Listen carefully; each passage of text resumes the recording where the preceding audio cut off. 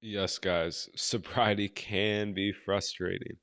Wanted to make this video today to kind of talk about this topic because again, I talk a lot about the positives, about getting sober, all that.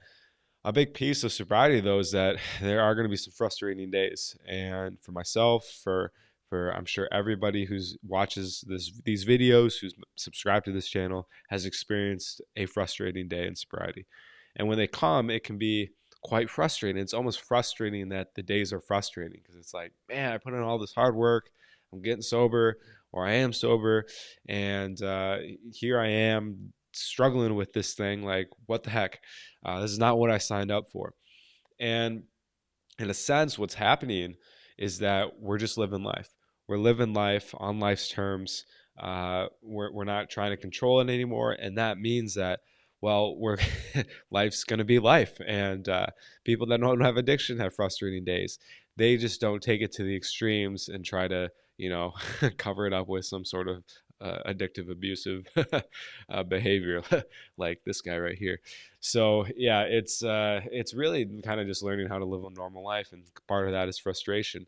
So another thing that prompted this video was that someone recently had a slip that I'm not going to say who, and they were quite frustrated, and it really made me reflect on what it's like to be in those beginning stages and be grinding it out, and just it doesn't work out, something happens, somehow the mind takes over and says, yeah, it would be a good idea to use this substance again, and before you know it, it's like, oh my gosh, I'm using again.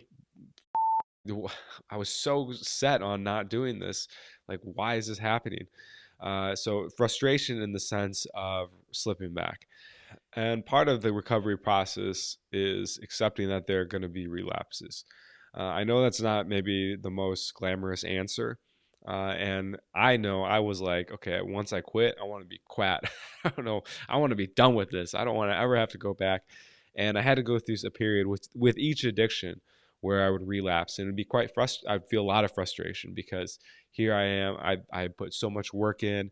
I was ready. This time I was so ready. Why was I using it again? Like, it didn't make sense, and it was quite agitating. I also do have perfectionism, which is another part of the personality of addiction.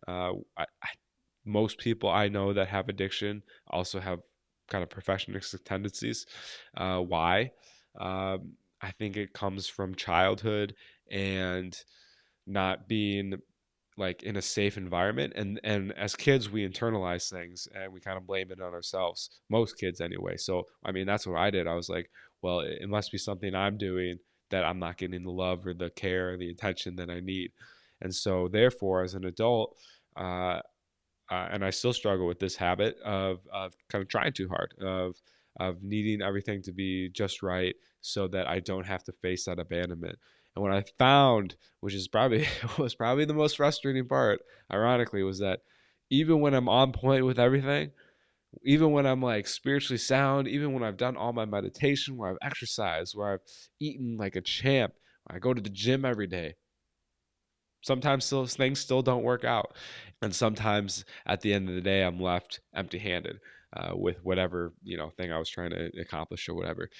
So yeah, it's like, it's kind of, obviously I'm going to keep doing my best because I'd rather be doing my best than not being doing my best. However, that is not a guarantee that things are going to work out the way I want, and that's a lesson that I've had to learn. And it's really gone against the perfectionism because it's like, well, it's helped in a sense too, because it's like, well, fuck it. Like, why try to be perfect if it really, like, just don't like, you'll never be perfect. You'll never be perfect. And as I'm saying this out loud, you might be watching this being like, yeah, duh, of course. Like, I could have told you that one. um and as I'm just saying this out loud too, part of me is like, obviously, man. Yet when that perfectionistic, when those patterns come in and start playing out in my life, it's very hard to detach from it. So I'm talking to myself a bit here too, in that it's it's like, it's a journey. It's a journey in letting these beliefs and stuff go.